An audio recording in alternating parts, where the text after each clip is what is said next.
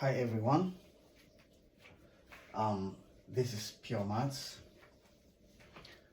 and we are going to use the cosine rule we derived the last time. The three cosine formulas we derived the last time.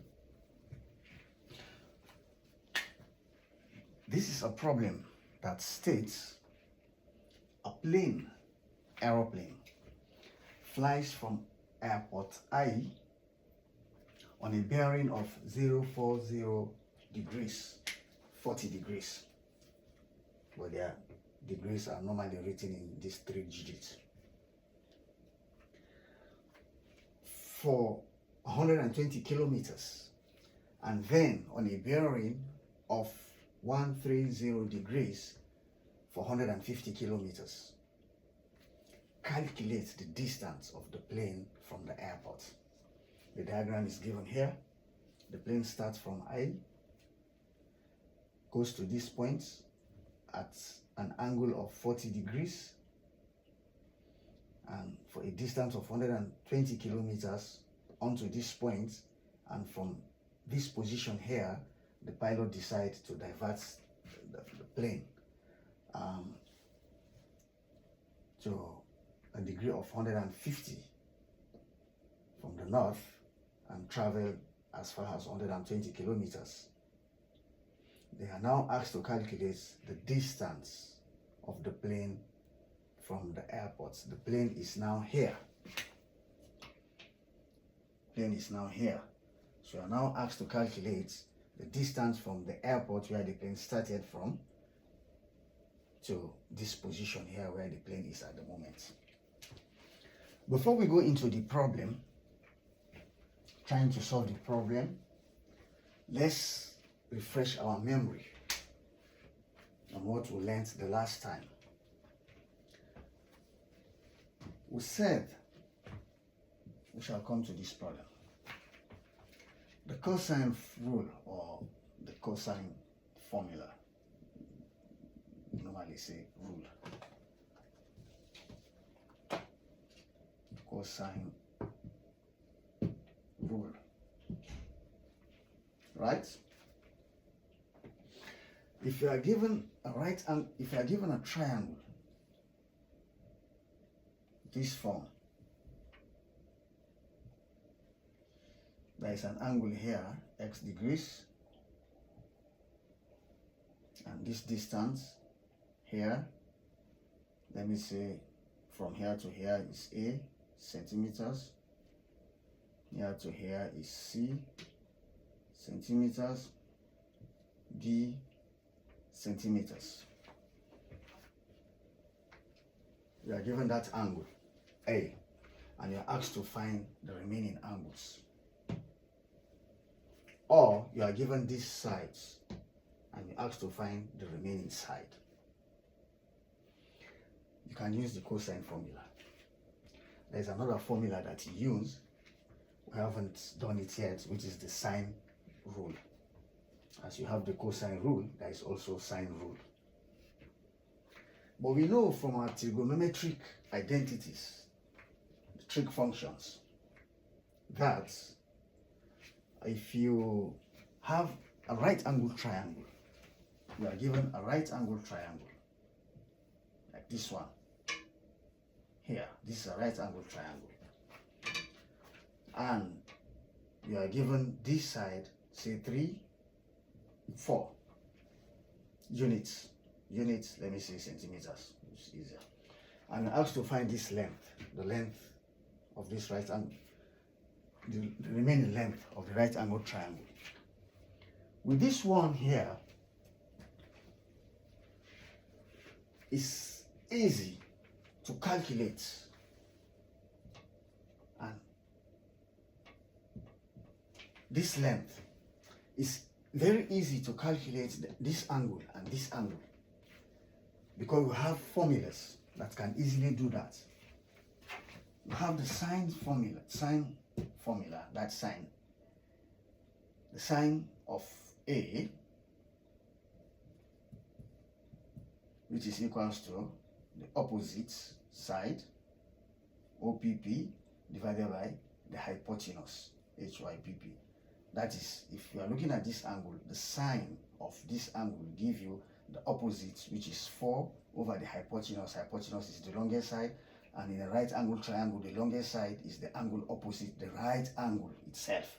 This sine means 90 degrees. So this is the longest side of this right angle triangle. To find the cosine of A here, this is equals to the adjacent side, the adjacent cos of A, this is the adjacent side of A, divided by the hypotenuse, divided by again by the longest side. If you're asked to find the tangent of A, this angle, this will give you the opposite side divided by the adjacent side. There is an acronym you use to find it, SOHCAHTOA. I don't want to go into that. So this is easy. An easy way of calculating the sides and angles of this right angle triangle. There is another method which you have come across many times. Very formula theorem, Pythagoras theorem. You can use as well to calculate this side.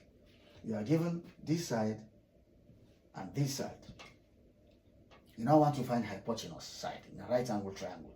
In a right angle triangle, Pythagoras, P-Y-T-H-O,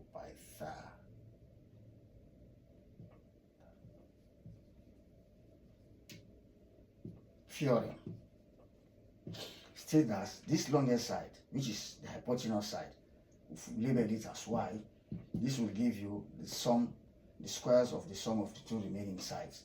This will give you now 3 squared plus y plus 4 squared. In other words, a squared is equals to b squared plus y squared. C squared. This is for a right angle triangle. But what about this? You don't have 90 degrees here. But what we did the last time, we can create 90 degrees in this triangle. This is a right angle triangle. This is a triangle because it has 90 degrees. Very easy to calculate angles and sides. This one is not straightforward. So we've got to divide this by this. And we put an N here to indicate, put an H here for the height of this line or the length of this line. Then what did we do before? Because everything opposite this angle here represent this line. So introduce an X here and say like this was, if this is A, B, C, this now will be B minus X, because the whole of this length is B, the whole of that length is C, the whole of this length is A. So that's what we have. Just if you haven't watched that video, go back to it and watch it so that you will refresh your memory. Then how do we calculate angles and sides on this triangle? That is where we use the cosine rule. And the cosine rule says, if you want to find, if you are looking at this angle A, the side opposite this angle is small letter A. The side opposite angle C here, this angle C, is small letter C. The side opposite this angle B is small letter B. Let's start with A. According to the cosine rule, this will give you A squared is equals to B squared plus C squared minus 2BC, the cosine of A. Start with A, end with A. That is it for A. Now I want B. So B squared is equals to A squared plus C squared. You will always have ABC, BAC. It's very easy to memorize them. Minus 2AC Now the cosine of, start with b and with b. Now c squared. This will give you a squared plus b squared minus 2ab, the cosine of c. These three formulae is what form the cosine rule. Cosine rule. So now let's go to our problem.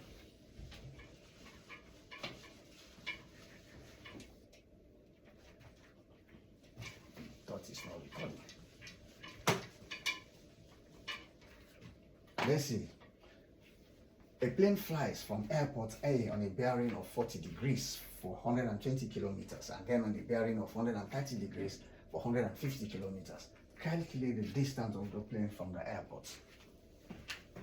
Now, let's draw a diagram. Here, beautiful. Here, you have this. Now you have this. It starts from A here. And now, let's label this as B, comes to B, and let's label this as C and C. So from A to B, he travels 120 kilometers. From B to C, plane travel a distance of 150 kilometers. They're asked to find this. We say X, we don't know X. Correct. So now let's check our bearings. If this is the north, when we are doing bearings, we always measure from the north. We start from the north.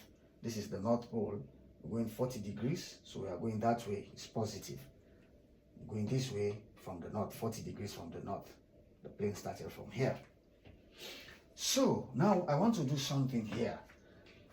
Because we don't have angles inside, and it's difficult to calculate this distance. This is 40. This is 150 degrees. This is 40 degrees. So let's say here, we drop a line here. This joins here. So if this is 40 degrees, this is 40 degrees. What is this angle here?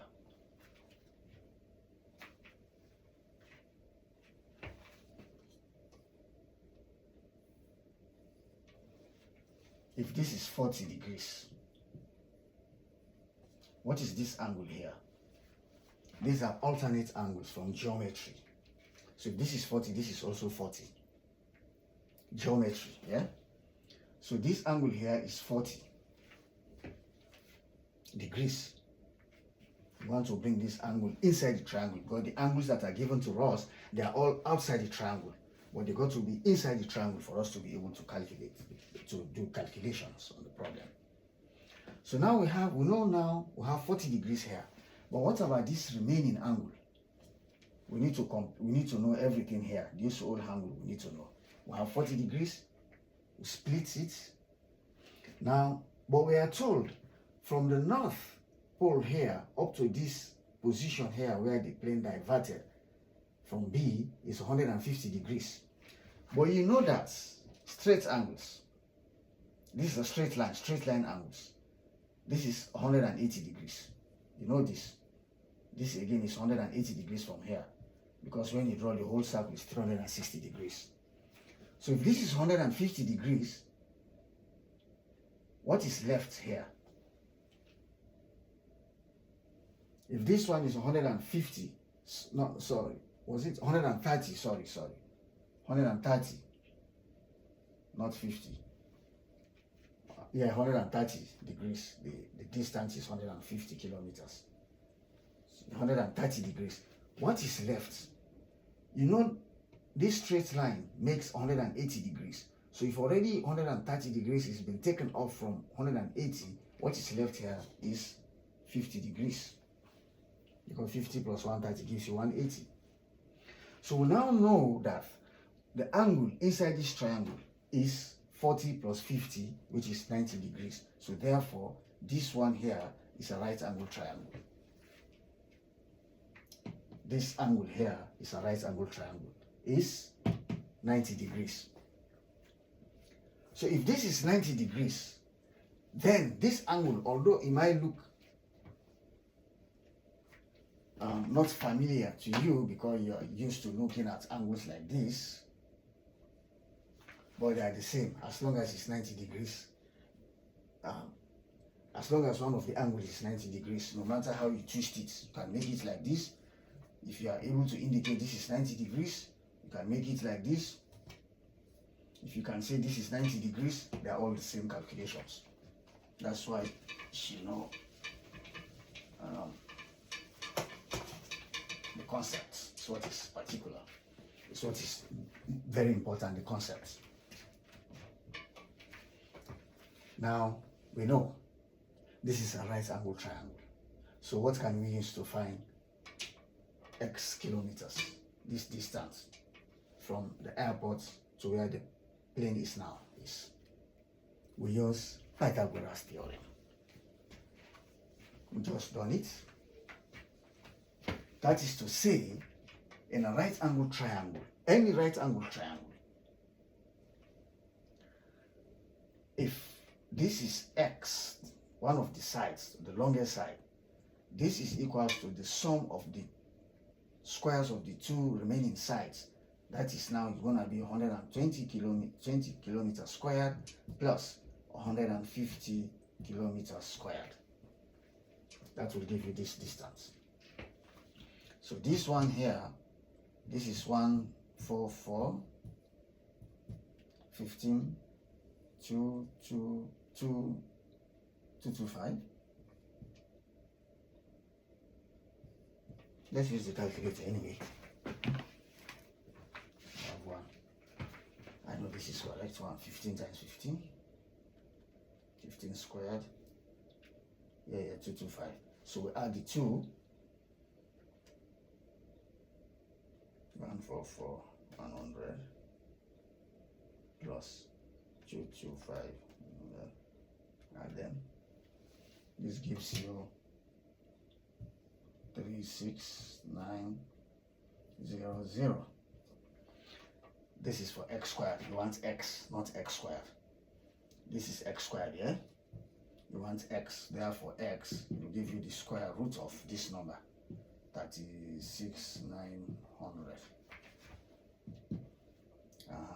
Square root.